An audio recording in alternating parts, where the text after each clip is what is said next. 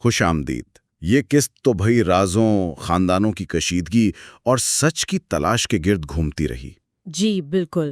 اچھا، دوسری طرف باران اور جہان وہ بھی کچھ سچائیوں کے پیچھے ہیں۔ ہاں، وہ دریا کے اعتراف سے کچھ خاص مطمئن نہیں لگ رہے۔ خاص طور پر سبیحہ کے بارے میں ان کے شکوک بڑھ رہے ہیں۔ وہ شادی پر فائرنگ والا واقعہ اور دلان کا یوں جانا۔ انہیں یقین نہیں آ رہا کہ دلان خود بھاگی تھی، اور اسی لیے تو وہ مردین سے نئے قابل بھروسہ سیکیورٹی گارڈز بلانے کا سوچ رہے ہیں۔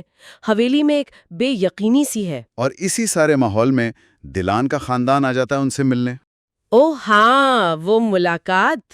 باران تو کوشش کر رہے ہیں مہمان نوازی کی، لیکن اس کی دادی آزاد خاتون، ان کا موڈ تو بالکل الگ تھا۔ اسی دوران ایک اور کہانی بھی چل رہی تھی، فرحاد اور گل کی۔ ہاں، وہ بھی بڑا ڈرامائی تھا۔ فرحاد نے زبردستی گل کو گاڑی میں بٹھایا۔ انداز تو کافی جارحانہ تھا، لیکن پھر وہ معافی مانگنے لگا۔